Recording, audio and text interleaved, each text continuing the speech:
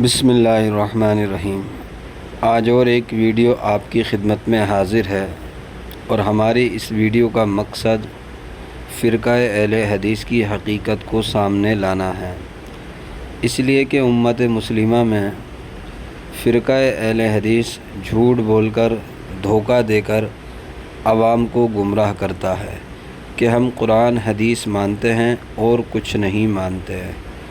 अब डॉक्टर ज़ाकिर नायक ने एक कुरान पाक की आयत पढ़ी और अपने आप को मुसलमान बताया कि हमें मुसलमान कहना चाहिए, ना कि फ़िरक़ों का नाम लेना चाहिए कि मैं अहले हदीस हूँ, अहले कुरान हूँ, मैं ये हूँ, मैं वो हूँ।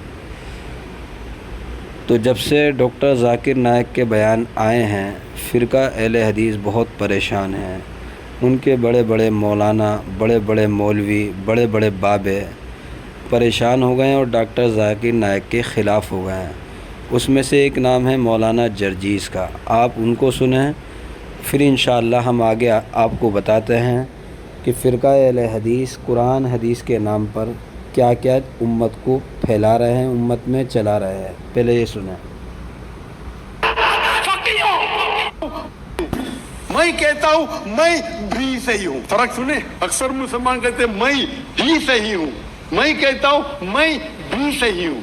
लोग कहते हैं आई एम ओनली राइट, आई से आई एम ऑल्सो राइट। तो अगर हम कुरान पढ़ेंगे, हदीस पढ़ेंगे और जो मिसाल हम पढ़ेंगे हमारे साहबा के बारे में, अल्लाह के रसूल खुलफा राशिदीन के बारे में, किस तरीके से वो बर्ताव करते थे। इख्तिलाफ था, लेकिन इख्तिलाफ का मतलब नहीं कि झगड़ा करो।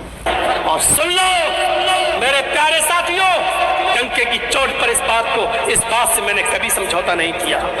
अपने मामलात, अपने किरदार हमारे बुरे, लेकिन एक बात सुन लो और काबे के रब की कसम, इस बात को मैं बार बार कहता हूं, कई जगह मैंने कहा है, इस दौर में किताबों सुन्नत का और कुरान और हदीस का सच्चा मुहाफिज अगर कोई है तो आए अहले हदीसों वो तुम हो।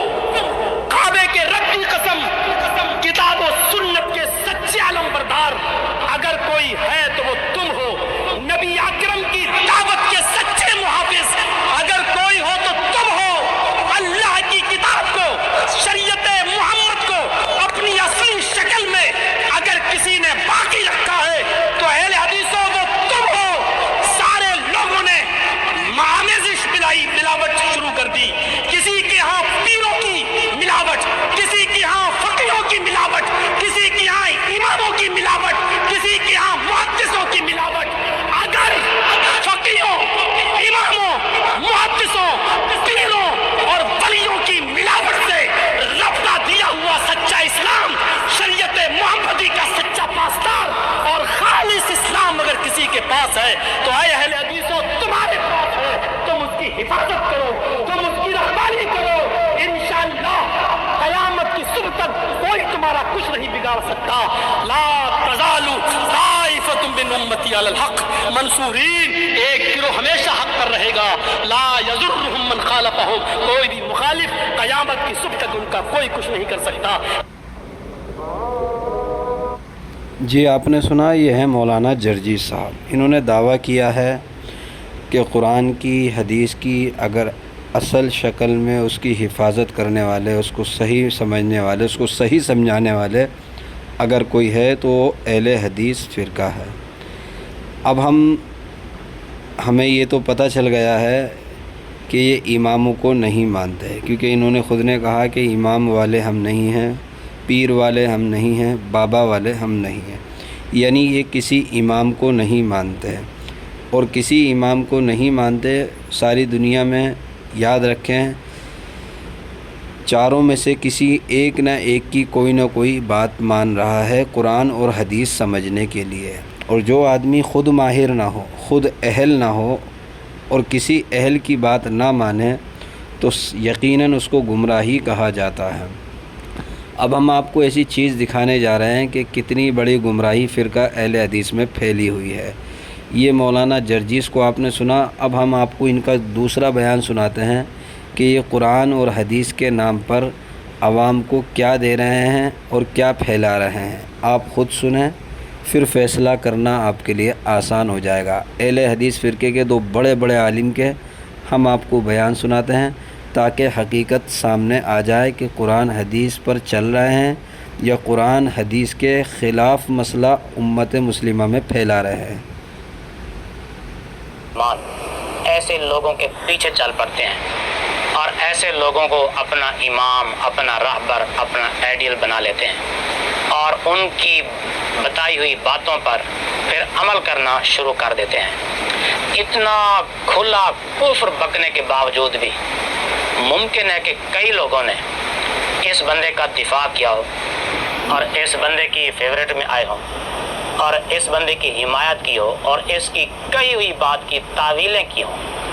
پہلے ایک جھلک سن لیں، پھر اس کے بعد آگے بات کرتے ہیں۔ یہ کتنی بڑی بے عقلی کی بات ہے، یہ کتنی بڑی بد عقلی کی بات ہے کہ لوگ اپنی بہن سے نکاح نہ کریں اور دوسرے کی بہن بیٹی کے ساتھ نکاح کر لیں، جبکہ بہن اپنے بھائی کے مزاج کو جانتی ہے، اس کے مزاج سے واقف ہے، وہ جانتی ہے میرے بھائی کا غصہ کب آتا ہے۔ وہ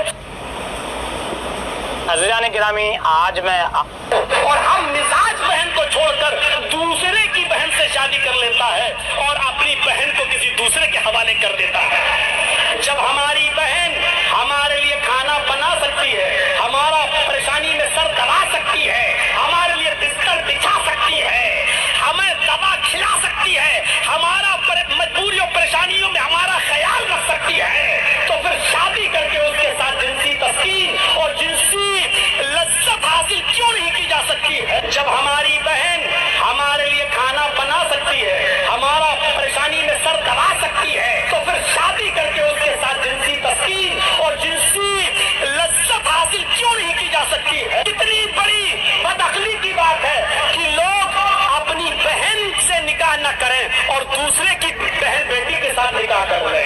آپ ذرا اس بندے کے الفاظ پر غور کریں۔ کہتے ہیں کہ کتنے کم عقل ہیں وہ لوگ جو اپنی خوبصورت بہنوں کو چھوڑ کر دوسروں کی بہنوں سے شادی کرتے ہیں، نکاح کرتے ہیں۔ معاذ اللہ، اے میرے سیدھے سادے مسلمان بھائیوں، اس سے بڑا کفر اور بھی کوئی بکا جائے گا؟ قرآن کریم کتنی خلاف ورزی ہے، صریح قرآن کریم کے خلاف بات کی جا رہی ہے۔ اور پھر دیکھیں نا، کہتا ہے کہ جب بہن سے سارے کام لیے جا سکتے ہیں، اس کے ہاتھ سے پانی لیا جا سکتا ہے، دوائی لی جا سکتی ہے، ساری خدمات لی جا سکتی ہیں، تو جنسی لذت کیوں نہیں حاصل کی جا سکتی؟ تو پھر شادی کر کے اس کے ساتھ جنسی تسکین اور جنسی لذت حاصل کیوں نہیں کی جا سکتی؟ معاذ اللہ میرے مسلمان بھائیوں، سادہ لوگوں، اس لیے علماء کہتے ہیں کہ جس بندے کے بھی منہ سے کوئی بات سنو، پہلے اس کو قرآن اور سنت پر پرکھو، دیکھو واقعی وہ اسلام کے مطابق ہے یا نہیں۔ اب ہم قرآن کریم کو دیکھتے ہیں کہ قرآن کریم کیا کہتا ہے اس کے بارے میں۔ 4 پارہ کھولیں، آپ سورۃ النساء کھولیں، آیت نمبر 23 کھولیں۔ اللہ تعالیٰ نے صاف صاف فرما دیا ہے، حرمت علیکم امہاتکم و بناتکم و اخواتکم، حرام کی گئی تم پر تمہاری مائیں اور تمہاری بیٹیاں اور تمہاری بہنیں۔ دیکھیے قرآن کریم صاف صاف کہہ رہا ہے، ہمارا رب، ہمارا اللہ صاف صاف فرما رہا ہے کہ اے لوگو، اے مسلمانوں، تم پر تمہاری بہنیں حرام ہیں، تمہاری بہنوں سے تمہارا نکاح کرنا حرام ہے، تم اپنی بہنوں سے نکاح نہیں کر سکتے۔ جی، آپ نے سنا کہ فرقہ اہل حدیث قرآن اور حدیث کے نام پر کس طریقے سے کھلا کفر اور کھلی باتیں کر رہا ہے اور دعویٰ یہ کر رہا ہے کہ قرآن اور حدیث کو جو ہم نے سمجھا ہے وہ کوئی نہیں سمجھا۔ آپ نے سنا قرآن ہمیں منع کرتا ہے تم پر حرام کی گئیں تمہاری ماں، تمہاری بہن، تمہارے بیٹیاں، اور فرقہ اہل حدیث جس کو اللہ نے حرام کیا ہے اس کو حلال کر رہا ہے کہ اپنی بہنوں سے نکاح کر سکتے ہیں۔ تو وہ آپ سمجھ لیں کہ جب انسان کسی امام کو چھوڑ کر کسی نیک لوگ کو چھوڑ کر، صالح لوگوں کو چھوڑ کر خود چل پڑتا ہے تو آپ دیکھ لیں کہ وہ کہاں پہنچ جاتا ہے، جیسے کہ فرقہ اہل حدیث پہنچ گیا کہ اپنی بہنوں کو بھی نہیں چھوڑ رہے ہیں، حالانکہ اللہ قرآن میں منع کر رہا ہے، حرام کر دی ہے، لیکن یہ حرام کو حلال کرتا ہے۔ اسی طریقے کا اور بھی مسائل ہے بہت سارے فرقہ اہل حدیث میں کہ اپنی بیوی کو کوئی کتنی بار بھی طلاق دیتے تو یعنی حرام ہو جاتی ہے بیوی اس پر 3 بار کہنے پر، لیکن فرقہ اہل حدیث اس کو حلال بتاتا ہے اور کہتا ہے کہ نہیں، اس کو طلاق نہیں ہوئی۔ تو یہ وہ چیزیں ہیں کہ قرآن نے منع کیا ہے، حرام کر دی ہے ان چیزوں کو، لیکن فرقہ اہل حدیث ان کو حلال کر رہا ہے۔ اب یہ فرقہ اہل حدیث کے دوسرے عالم ہیں، عاقل نام ہے، آپ دیکھیں یہ کیا بک رہے ہیں اور کس طریقے سے ان مسائل کو بیان کر رہے ہیں جو انگریزوں میں اور یہود اور نصارہ کے اندر موجود ہوتے ہیں۔ آپ سنیں پھر فیصلہ کریں۔ سے لذت حاصل نہ کی جائے، نہ اس میں دخول کیا جائے، اور دوسرے یہ کہ عورت کی پچھلی شرمگاہ میں بھی داخل نہ کیا جائے، یہ دونوں چیزیں منع ہیں، جائز نہیں ہے، حرام ہے۔ البتہ ملعون فاعلها، البتہ جو لگایا ہے اب یہاں سے گڑبڑی شروع ہو گئی ہے، آپ دھیان دیں اور سمجھنے کی کوشش کریں۔ جو ایسا کرتا ہے وہ ملعون ہے، اور اس کے علاوہ جب اس شرمگاہ کے اندر داخل کرنے کے علاوہ آپ اس سے استمتاع لذت حاصل کر سکتے ہیں، اسے چھونا چاہیں تو اسے چھو بھی سکتے ہیں، اور اس پہ آپ کسی بھی طرز پر، چاہے وہ اگلی شرمگاہ ہو یا پچھلی شرمگاہ ہو، اپنے ہاتھ سے کھیل کر لذت حاصل کر سکتے ہیں۔ دون علاج فی الدبر جائز، تو اس میں شرمگاہ کا داخل کرنا آپ کا یہ جائز نہیں ہے۔ اللہ تعالیٰ مجھے آپ کو کبائر گناہ سے معاف فرمائے، اور اللہ رب العالمین ہماری کوتاہیوں کو معاف کر دے۔ تو میرے خیال سے سوال کا جواب آپ کو مل گیا ہے، کہ کوئی اور بات ہو تو آپ پوچھ سکتے ہیں۔ جو آپ کا سوال تھا تو اس کا جواب ہم نے دے دی کہ بخل حرام ہے، اور اگر ہاتھ سے آپ کچھ بھی کرنا چاہتے ہیں، بخل کرنا چاہتے ہیں ہاتھ سے، تو اس میں کوئی ممانعت نہیں ہے، انشاءاللہ کوئی ممانعت۔ آپ نے سنا، اس نے سوال کیا تھا، اس کا جواب ہو گیا۔ اس کے بعد اس نے کہا کہ اگر کوئی انسان اپنے ہاتھ سے فارغ ہونا چاہے وہ ہو سکتا ہے یا نہیں، تو یہ انشاءاللہ کہہ کر کہہ رہے ہیں کوئی ممانعت نہیں، انشاءاللہ ہو سکتا ہے، یہ کہہ رہے ہیں۔ آپ نے خود سنا ہے، سن لیجئے دوبارہ۔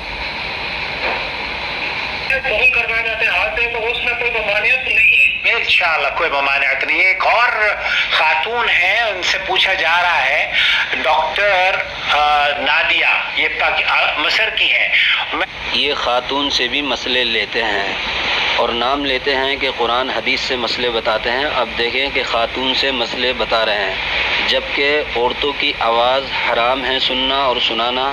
یہ بھائی صاحب قرآن حدیث کا نام لے کے خاتون سے مسئلے بتا رہے ہیں، سن لیجئے۔ میرے سامنے یہ ویڈیو آئی تو میں نے سوچا کہ میں آپ کو بھی سنوا دوں، ایک سیکنڈ۔ مداعبة الزوجة في المنطقة المحرمة، لا نرجو الابتعاد تماما عن هذه المنطقة خشية أن يقع الإنسان في المحظور۔ یہاں یہ نصیحت کر رہی ہیں کیونکہ وہاں خطرہ اس بات کا ہے کہ کہیں آپ حرام کام میں ملوث نہ ہو جائیں۔ جی آپ نے سنا، یہ وہ مسائل ہیں اور یہ وہ باتیں ہیں جو انگریزوں میں پائی جاتی ہیں، یہود اور نصارہ میں پائی جاتی ہیں، کیونکہ ان کے ہاں ماں کو ماں نہیں سمجھتے، بیٹی کو بیٹی نہیں سمجھتے، بہن کو بہن نہیں سمجھتے، ان کے ہاں سب ایک ہی ہوتی ہیں۔